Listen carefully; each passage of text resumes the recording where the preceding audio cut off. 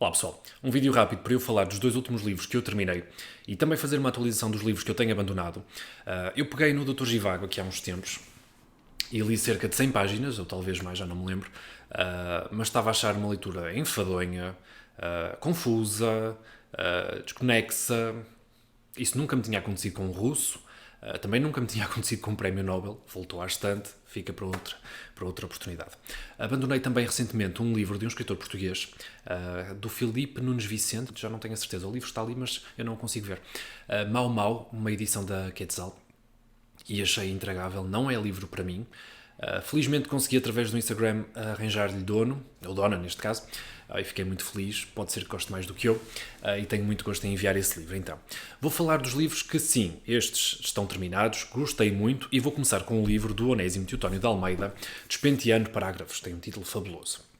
E ele explica porque é que deu este título a este livro, inspirou-se ali numa obra de José Cardoso Pires. Muito bem, Despenteando Parágrafos, em que é que consiste este livro e quem é então o Onésimo Teotónio de Almeida? O Onésimo é este senhor aqui, que é professor, atualmente, continua a ser professor numa universidade dos Estados Unidos, a Brown University, doutorou-se em Filosofia na Universidade de Brown, na mesma universidade onde agora dá aulas, e é catedrático então no Departamento de Estudos Portugueses e Brasileiros.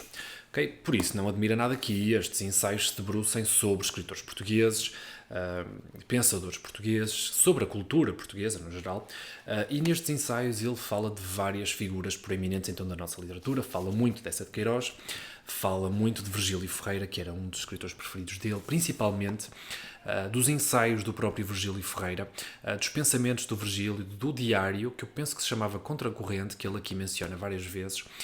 Menciona também muitas vezes e dedica até ensaios completos ao Eduardo Lourenço, como eu já referi quando mostrei o livro que eu comprei do Eduardo Lourenço recentemente, por indicação do Anderson, que é um amigo meu do Brasil.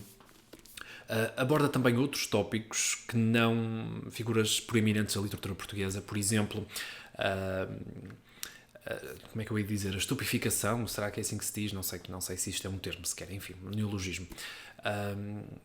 Da forma como se escreve crítica literária, da forma como se escrevem teses a nível académico, como muitas vezes se usa um palavreado que quando é exprimido dali não sai nada, não é? Textos cheios de nada, e ele faz então uma espécie de análise desses textos em que ele analisa, por exemplo, frase a frase, ou parágrafo a parágrafo, e diz o que é que ele extrai de cada parágrafo. Chega até a fazer uma brincadeira que é enviar um certo texto, um certo excerto de uma tese, por exemplo, ou de uma crítica literária, ou de um ensaio que tenha visto a vários amigos para ver que impressão tinham esses amigos, e muitos lhe diziam francamente que não entendiam nada. Isto, gente académica, gente ligada às letras.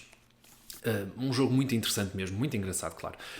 O Onésimo tem sempre um tom de humor em tudo o que escreve, vocês percebem isso lendo os ensaios. Que mais é que vocês entendem? O carinho, então, que ele tem pelo Virgílio Ferreira, que foi amigo dele, o carinho que ele tem pelo Eduardo Lourenço. Depois aborda outros escritores também, o Miguel Torga. Nós percebemos que ele não é o maior fã de Camilo Castelo Branco por causa da atitude e da personalidade do próprio Camilo, da forma como ele lidava com os adversários. Faz referência a uma frase do Essa, encontrei. Ele diz assim: Essa, embora como vimos não sirva de grande exemplo em matéria de polémica, escreveu a Camilo. Sempre, a todo o talho de foice, em artigo, em local, em anúncio de partida, em felicitação de dia de anos, Vossa Excelência, pelos seus discípulos e amigos, louvaminhado e turibulado, como grande homem de vocábulo, esteio forte de prosódia, restaurador da ordem gramatical, supremo arquiteto das frases acima de tudo castiço e imaculadamente purista, e ainda mais na intimidade, os amigos de Vossa Excelência o celebram como o homem que melhor sabe descompor o seu semelhante. Esta geração mais nova o imagina a Vossa Excelência um intolerável caturra de capote, debruçado sobre um lexicon, a respigar termos obsoletos para com eles apedrejar todos os seus conterrâneos. Fabuloso. Depois fala de Vitorino Nemésio, também, porque, eu não disse, mas o Onésimo nasceu nos Açores, e até certo ponto também a forma como ele partilha a opinião dele, se entende as obras que saem dos Açores como literatura açoriana ou literatura de ilha com uma mente muito fechada. Ele chega a analisar até uma observação de um crítico qualquer, que eu agora não vos sei precisar, infelizmente, devia ter tomado notas, que diz que quase que se pode generalizar a visão dos escritores que vêm de ilhas, que eles têm todos uma visão de quase que de isolamento e de solidão profunda. E o Onésimo prova que não é bem isso. Tanto se sente só uma pessoa, ou um escritor que vem de uma ilha, como se sente só o Miguel Torga que fala dos seus trás-os-montes. Portanto, até que ponto é que isso influencia ou não a literatura de um escritor, o facto de ter nascido numa ilha ou não? Isso não interfere nada e não se pode generalizar a esse ponto. Gostei mesmo muito, é muito, muito engraçado. Ele fala aqui de Natália Correia, ele fala de várias figuras, então, como eu já disse, Natália Correia é assim quase que a diva da literatura portuguesa, que eu, infelizmente, ainda não conheço. Ele diz assim, sobre o Jorge Sena: se todos os cérebros humanos são computadores sofisticadíssimos, deveria antes dizer que os computadores são tentativas de imitar os cérebros humanos. Em Jorge de Sena é mais difícil ver-se o mecanismo a funcionar. Como alguns insetos têm olhos poliédricos que lhe permitem olhar para todos os lados. Depois agarra e memoriza toda a informação. Ele também fala neste aspecto da memória, porque ele diz que o Eduardo Lourenço não faz referências, portanto ele não cita fontes. O Eduardo Lourenço escreve tudo de memória, enquanto que o Onésimo não. O Onésimo guarda as fontes. E vocês, no fim de cada ensaio, no fim de cada texto, têm a listagem de todas as notas de tudo onde ele foi procurar a informação. Por exemplo, aqui estão 2 páginas e são páginas de notas. E alguns textos que servem até para complementar então o que ele disse anteriormente. E ele diz no princípio: vocês não precisam de ler estas notas, leiam se quiserem, mas não é imprescindível de maneira nenhuma. Recomendo mesmo muito, quero ler o que existe de Onésimo, como for possível comprar e pesquisar. Vou comprar os livros dele com muito gosto e vou lê-los com mais gosto ainda. Gostei mesmo muito de conhecer e, claro, li o Onésimo Teotónio de Almeida porque fui ao Correntes de Escritas na Póvoa de Varzim e adorei a intervenção do senhor, como eu já disse várias vezes. Vou passar agora ao próximo livro. E o próximo livro é este: Vidas Escritas, do Javier Marías, que eu também li. Um senhor espanhol, nascido em Madrid em 1951, tem publicado vários romances e tem como fã número 1, não sei se pode dizer assim, Ana, a nossa Ana Lopes realmente gosta muito de Javier Marías, do sabor dos meus livros, exatamente. E que pertence também ao nosso clube de Desnorte Literário. A Ana recomendou muito Javier Marías. Eu penso que o André também leu. O André Nuno também leu. Mas porquê é que eu fui mais para este livro? Ora, eu cheguei a folhear este livro na FNAC, penso eu, que já foi há alguns meses, a última vez que eu lá fui.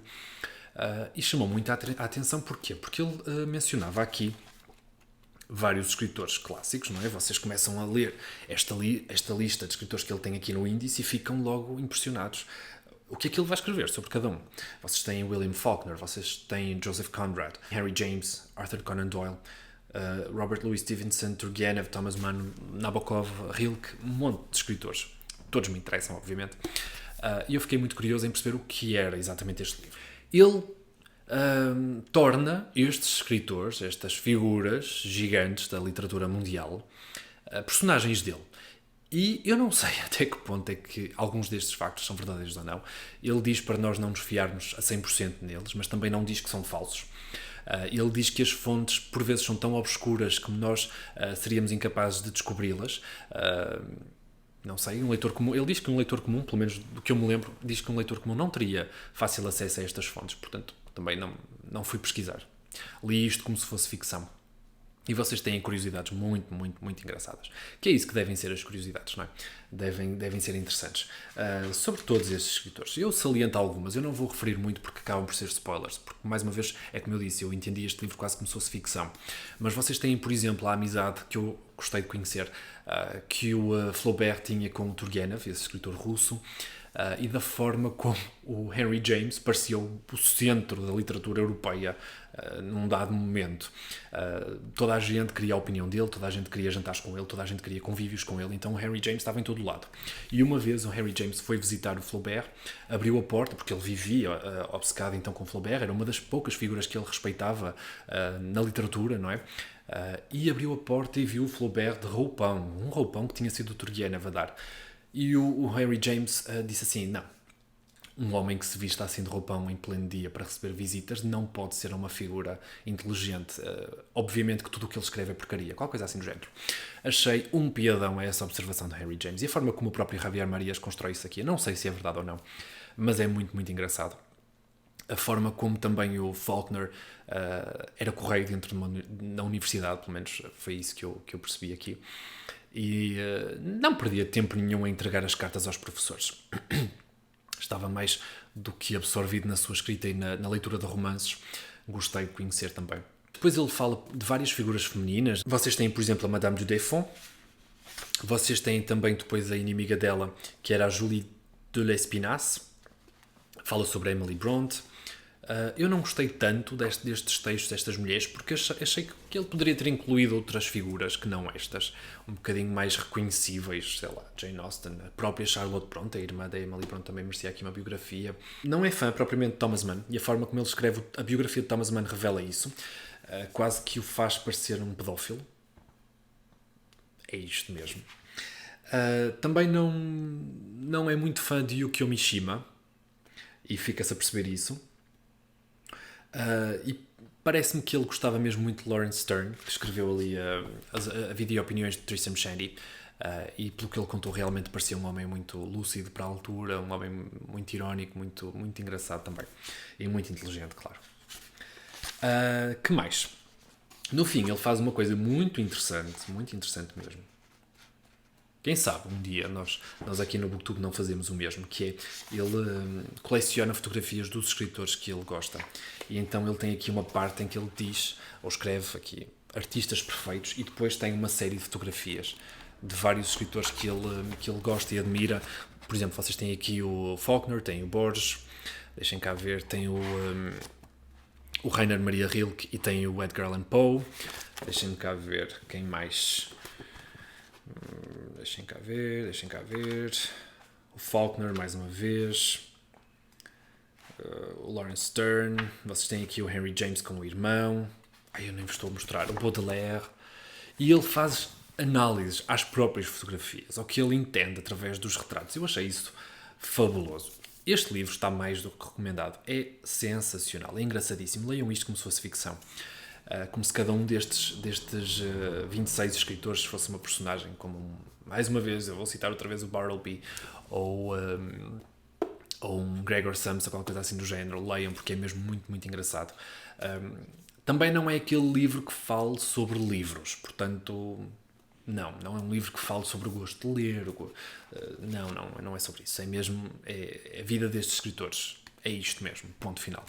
Mas é mesmo muito interessante. Se vocês não gostarem de nenhum desses escritores, eu também duvido que achem o livro interessante. Será que o século XIX é um século que vos agrada? Ou, não sei, se vocês não gostarem muito destes períodos, ou de lerem escritores destes períodos, também não sei até que ponto é que este livro vos vai interessar.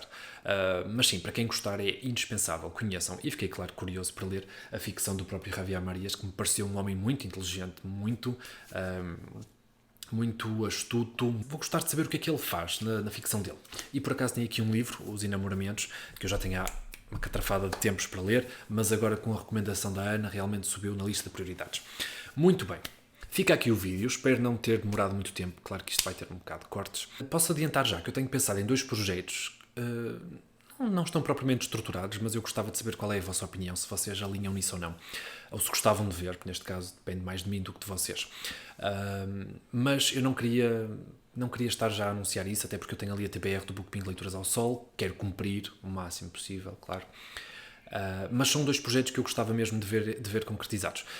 Um deles passa por ler os livros que me deram, que eu acho muito importante, não é? Se uma pessoa se dispõe a oferecer-nos um livro, a enviar-nos um livro, que não é, demonstra o carinho que tem por nós, eu acho importante também nós retribuirmos, pelo menos tentar ler esse livro, não é? E é isso que eu gostava de fazer. Um desses projetos será então livros oferecidos, ou livros emprestados, ou o que for assim, dentro dessa categoria. E outro projeto passa por algo semelhante a uma curadoria. Portanto, eu gostava que certas pessoas que eu seleciono, neste caso teria que ser eu a escolher, próximas a mim, claro, ou aqui do meio do BookTube, escolhessem, por exemplo, um livro por mês para eu ler, para eu experimentar. Pode ser um livro das estantes, pode ser um livro que eu não tenha. Se eu achar que é um livro que eu posso vir a gostar muito, nesse caso eu compro, se não leio na biblioteca sem problema, mas gostava então de investigar mais, de conhecer os gostos dos meus próprios colegas e das pessoas que me rodeiam e que eu admiro, não é? Portanto, um projeto de curadoria. Fica aqui lançado, eu espero que isto se concretize em breve. Gostava também de dar algum andamento ao projeto Expresso. Tenho contornado um pouco os livros que estão no Projeto Expresso, tenho lido outras coisas dos escritores que têm livros lá incluídos, mas gostava de começar ou de continuar a ler a lista do Projeto Expresso. Se vocês não sabem o que é, vou deixar aqui o cardzinho para vocês visitarem esse vídeo, que já é um bocadinho antigo. Pronto, eu termino agora, já estou a falar pelos cotovelos há imenso tempo e vocês já estão fartos de me ouvir. Até ao próximo vídeo, ok? Tchau, pessoal!